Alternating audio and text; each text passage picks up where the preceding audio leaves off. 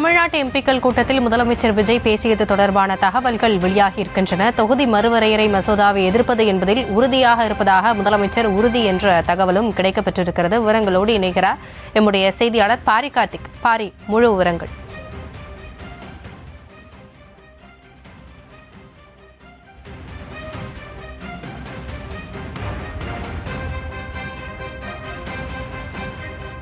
அதற்கு முன்னதாக அண்மை செய்தியை பார்த்து வருகிறோம். சட்டமன்றத்தில் தீர்மானம் கொண்டு வரவும் இந்த எம்பிக்கள் கூட்டத்தில் முடிவு செய்யப்பட்டிருப்பதாகவும் தகவல்கள் கிடைக்கப்பெறுகிறது.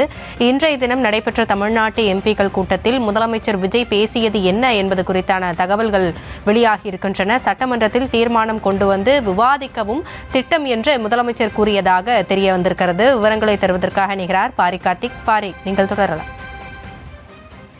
வணக்கம். தமிழ்நாடு முதலமைச்சர் திரு ஜோசப் விஜய் அவர்களுடைய தலைமையில தற்போது நாடாளுமன்ற உறுப்பினர்கள் குழு கூட்டமானது நடைபெற்றது. இந்த நாடாளுமன்ற உறுப்பினர்கள் தமிழகத்தைச் சேர்ந்த நாடாளுமன்ற உறுப்பினர்களை கலந்து கொள்ள வேண்டும் என்று தமிழ்நாடு அரசு சார்பில் அழைப்பு விடப்பட்டிருக்கின்றது.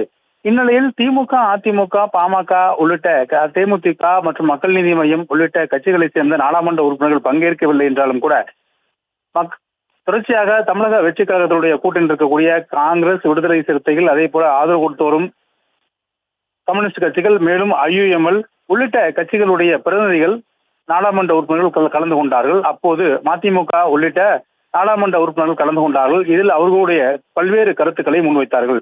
ஒரு சில உறுப்பினர்கள், உத்தரவிற்கு உள்ளிட்ட ஒரு சில உறுப்பினர்கள் பேசும் பொழுது தமிழகத்தின் குரலாகவும் முதலமைச்சருடைய குரலாகவும் நாங்கள் நாடாளுமன்றத்தில் ஒழிப்போம் என்று பேசியிருக்கிறார்கள். அது மட்டுமல்ல, அப்போது பேசிய முதலமைச்சர் அவர்கள் கடந்த ஏப்ரல் மாதத்திலிருந்து நாம் இந்த தொகுதி மறுவரை மசோதா குறித்து தெளிவான ஒரு முடிவோடு இருக்கிறோம். எனவே கடந்த ஏப்ரல் மாதத்தில் ஆட்சிக்கு வருவதற்கு முன்னதாக நாம் எவ்வாறு ஒரு முடிவு எடுத்தோமோ இந்த மசோதாவை கடுமையாக எதிர்ப்பது என்று அதே உறுதியில் தான் தற்போது இருக்கிறோம் என்று தெரிவித்திருக்கிறார்.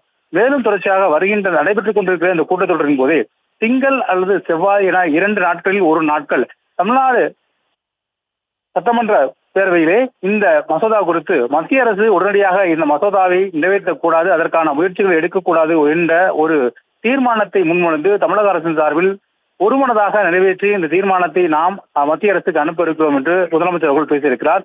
எனவே வருகின்ற திங்கள் மற்றும் செவ்வாய் என இந்த 2 நாட்களுக்குள்ளாக தமிழக அரசின் சார்பில் சட்டப்பேரவையில் ஒரு தனி தீர்மானம் முதலமைச்சர் கொண்டு வருவார். அதாவது தொகுதி மறுவரை மசோதா குறித்து அந்த தீர்மானத்தை முன்மொழிந்து அனைத்து அரசியல் கட்சிகளும் பேசிய பிறகு ஒருமனதாக இந்த தீர்மானம் நிறைவேற்றப்படும் என்று தற்போது முதலமைச்சர் அவர்கள் பேசியிருக்கிறார்.